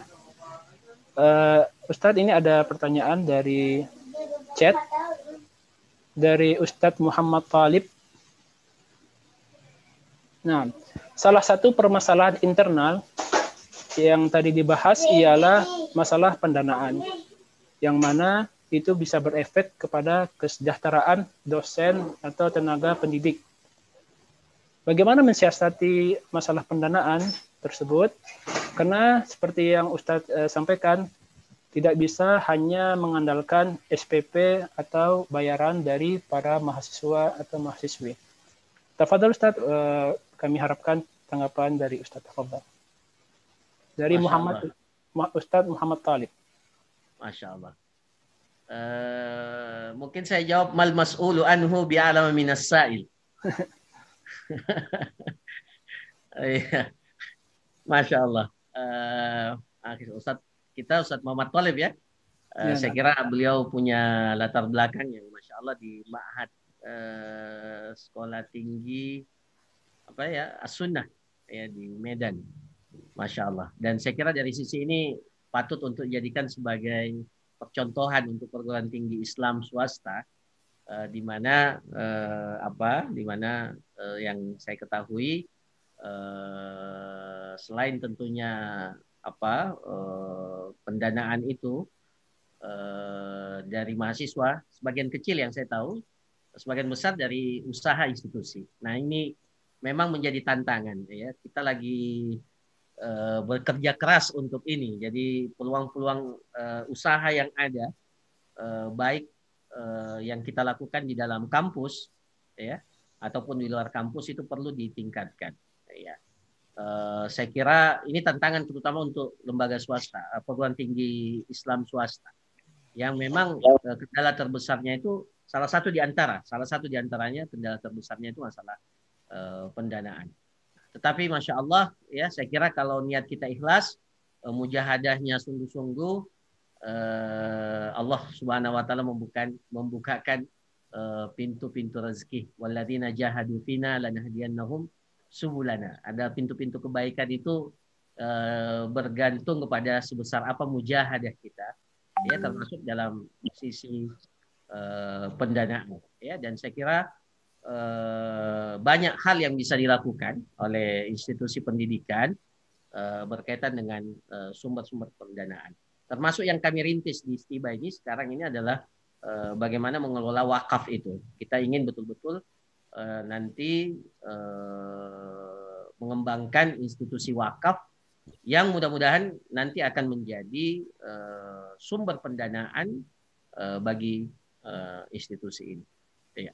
Wallahu a'lam. Syukran Ustaz, jazakumullah khair atas tanggapan dan jawaban yang Ustaz sampaikan.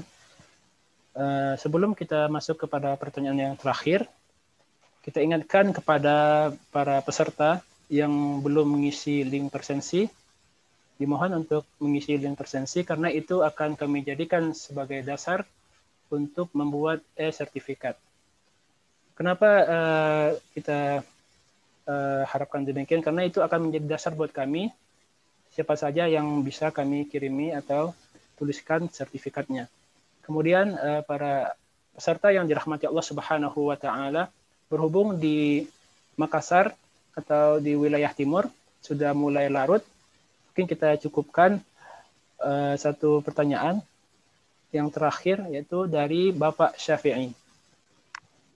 Bagaimana mendeteksi dan mengurangi serta mengatasi adanya konflik internal di sebuah perguruan tinggi Islam? Karena sebagaimana yang Ustadz sampaikan itu adalah salah satu tantangan atau masalah yang sering muncul di sebuah perguruan tinggi atau kampus-kampus yang lainnya. Tafadhal Ustadz, jazakumullah khairan.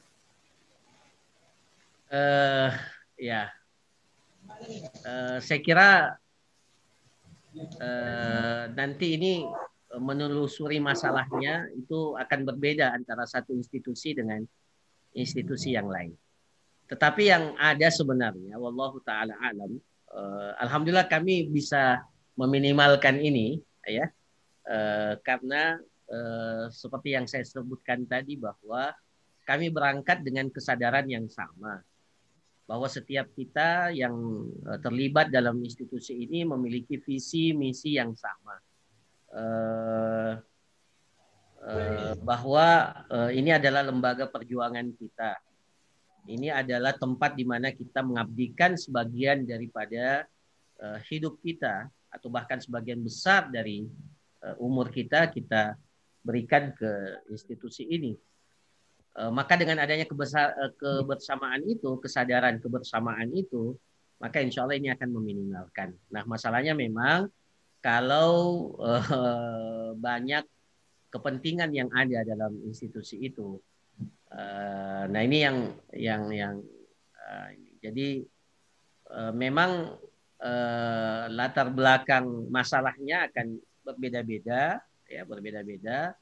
Tetapi kalau ya orang-orang yang berada di institusi itu memiliki kesadaran, ya, visi yang sama, ya, dan ya ada keterbukaan antara satu dengan yang lain, bahwa setiap kita memerlukan saudara kita, ya. Setiap kita tidak dapat bergerak berkembang dengan hanya mengandalkan kemampuan pribadi, maka mudah-mudahan ini yang insya Allah bisa meminimalkan, ya, adanya konflik. Dan ya sebenarnya ya yang paling mendasar adalah apa sih yang kita ingin kenapa harus berkonflik, ya?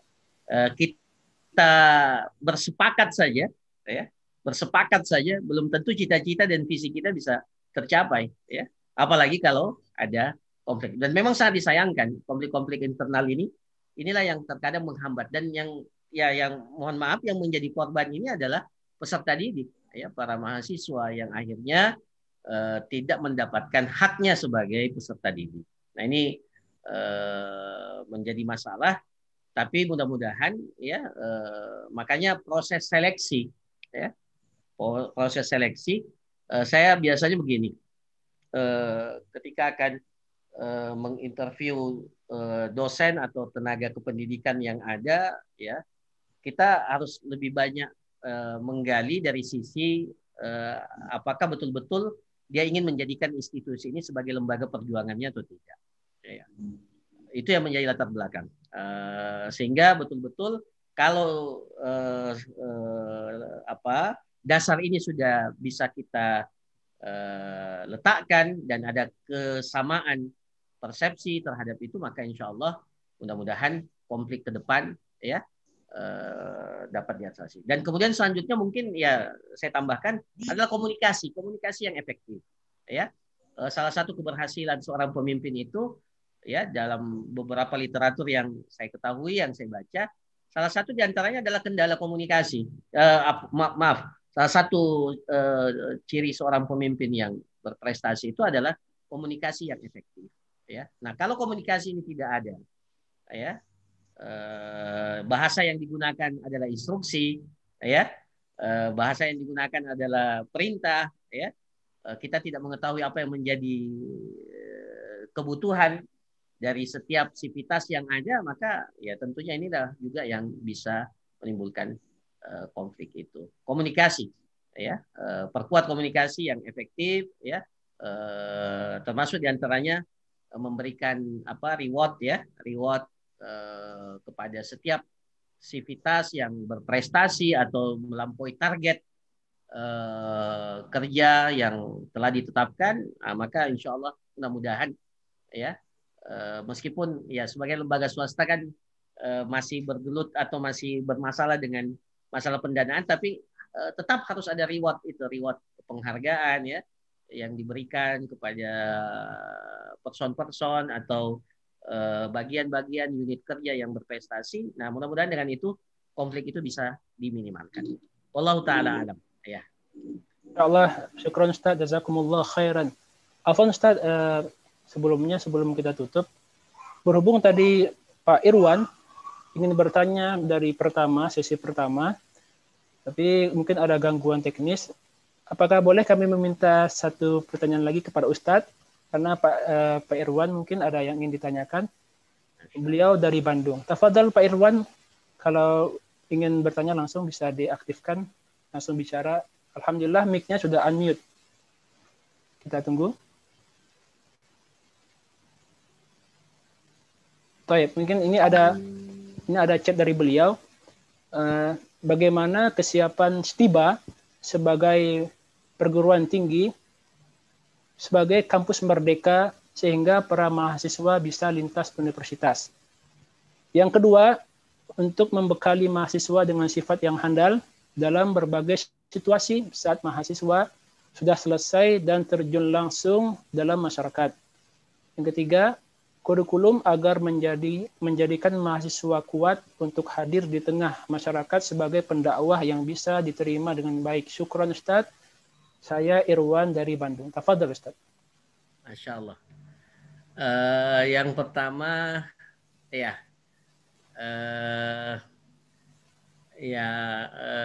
kita sedang mempelajari bagaimana konsep kampus merdeka itu. Ya, artinya saya kira tidak lepas dari mudah-mudahan bisa menjadi peluang dan sekaligus bisa menjadi tantangan. Ya, kita lagi pelajari. Belum juga ada kalau di kami kan diatur oleh kebijakan yang akan nanti dikeluarkan oleh Kopertais ya atau Kemenak ya dalam hal ini nanti kita lihat ya tetapi tentunya ini tidak akan menghilangkan seperti yang saya katakan tadi bahwa setiap institusi itu harusnya memiliki ciri khas yang bisa menjadi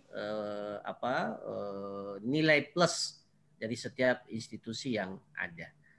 Kalau dimaknai bahwa kampus merdeka, bahwa setiap kita bisa bermitra dengan siapa saja, maka saya kira insya Allah dari sisi internal institusi kami akan membuka peluang itu selebar-lebarnya. Ya, selama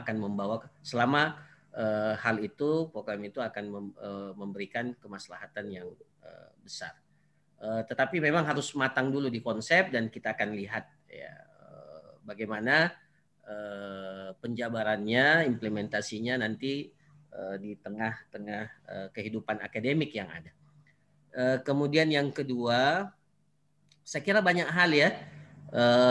Jadi aktivitas yang ada bukan hanya sekedar bagaimana mahasiswa itu mendapatkan pelajaran di kelas ya. Pelatihan-pelatihan yang ada saya kira juga sangat penting ya. Pelatihan-pelatihan yang ada sangat penting. Jadi mahasiswa itu siap mengalami ya ini saya berbagi pengalaman dengan para ikhwah sekalian. Kami di STIBA itu mewajibkan setiap alumni yang selesai itu mereka melewati masa pengabdian. Jadi mereka harus mengabdi. Jadi ijazahnya itu tidak bisa diambil. Ya, ijazahnya itu ya kami tidak bisa diambil. Kami tahan dan akan diberikan setelah pengabdian itu. Dan ternyata saya dengar beberapa kampus di Amerika juga menerapkan hal yang sama. Jadi kita tanamkan jiwa bahwa mereka betul-betul ilmu yang mereka dapatkan itu ya mereka harus zakatkan dulu dan mereka harus mempertanggungjawabkan secara langsung di tengah-tengah masyarakat, dan sejauh mana dan kita nilai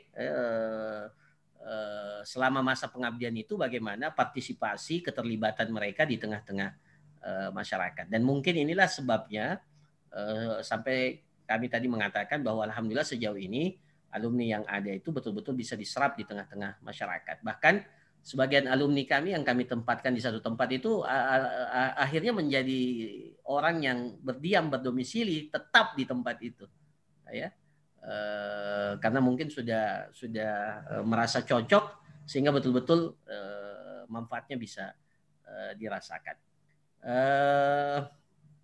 Tetapi itu tidak lahir begitu saja. Penanaman komitmen sejak awal, ya, bahwa ilmu yang Anda dapatkan ini, ya, bukan hanya sekedar untuk menambah gelar yang ada pada nama, tetapi tanggung jawabnya besar di hadapan Allah Subhanahu Wa Taala. Tanggung jawabnya Anda tidak hanya menjadi pintar pada diri sendiri, ya, bukan hanya mengangkat kebodohan pada diri mahasiswa itu sendiri, tetapi tanggung jawab setelahnya itu adalah bagaimana mereka menebarkan manfaat, mengangkat kebodohan itu dari orang lain. Kemudian yang ketiga, kurikulum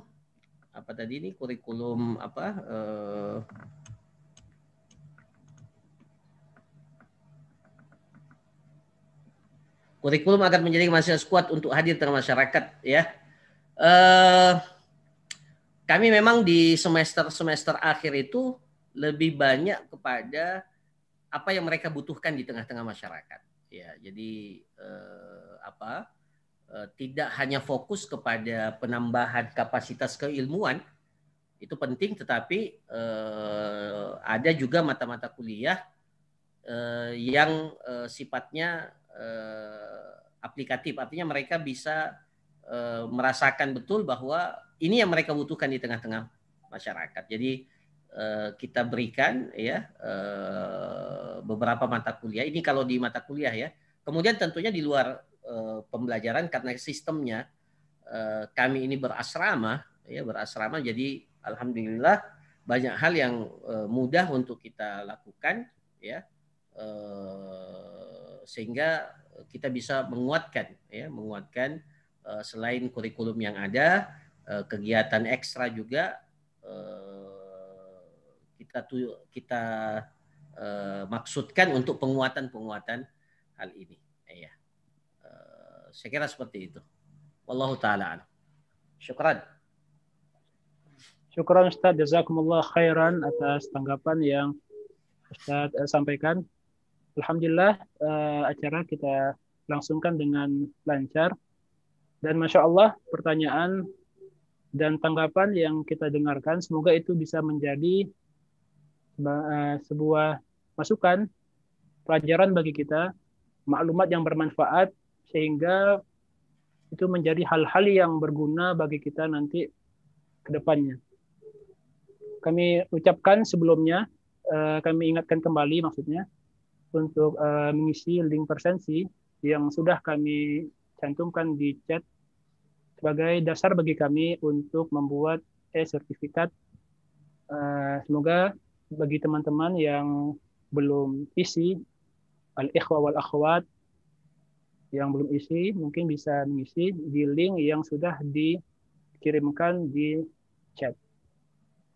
Sebelumnya, al-ikhwa barakallahu fikum wal akhwat, maupun para peserta dan ustadz yang kami hormati, kami ucapkan jazakumullahu khairan atas kehadiran antum semuanya. Dan dengan antum semuanya, alhamdulillah, acara kita langsungkan dengan sukses. Dan mohon maaf kalau banyaknya kekurangan atau hal-hal yang tidak berkenan selama acara berlangsung. Tapi insya Allah secara garis besar, alhamdulillah, acara bisa kita langsungkan dengan lancar dan sukses. Kami ingatkan kembali kepada para peserta, khususnya yang masih aktif. Insya Allah kita akan adakan kembali mungkin insya Allah webinar yang selanjutnya. Berhubung ini adalah yang ketiga, insya Allah akan ada yang keempat, kelima, dan yang seterusnya. Semoga webinar yang sudah kita ambil hari ini, yang sudah kita pelajari hari ini, menjadi sesuatu yang bermanfaat bagi kita. Kita ucapkan kepada Ustadz Ahmad Hanafi, kepada Ustadz kita Dr. Ahmad Hanafi, jazakumullahu khairan atas waktunya yang sangat berharga. Yang mungkin beda jam ya Ustadz, beda jam yang jauh di Makassar. Tapi Masya Allah beliau berkenan memberikan waktunya kepada kita semuanya. Alhamdulillah. Jazakumullahu khairan. Mana beliau adalah salah satu senior yang Masya Allah kami banggakan dan kami sangat hormati. Masya Allah saya diberikan amanah memandu acara ini. Semoga acara ini bisa berkesan, bermanfaat bagi kita semuanya. Sebagai penutup, kita ucapkan kepada semuanya jazakumullahu khairan. Wassallallahu ala nabiyyina Muhammad wa akhiru da'wana alhamdulillahirabbil alamin. Assalamualaikum warahmatullahi wabarakatuh. Waalaikumsalam warahmatullahi wabarakatuh. Jazakumullahu khairan. Barakallahu fikum.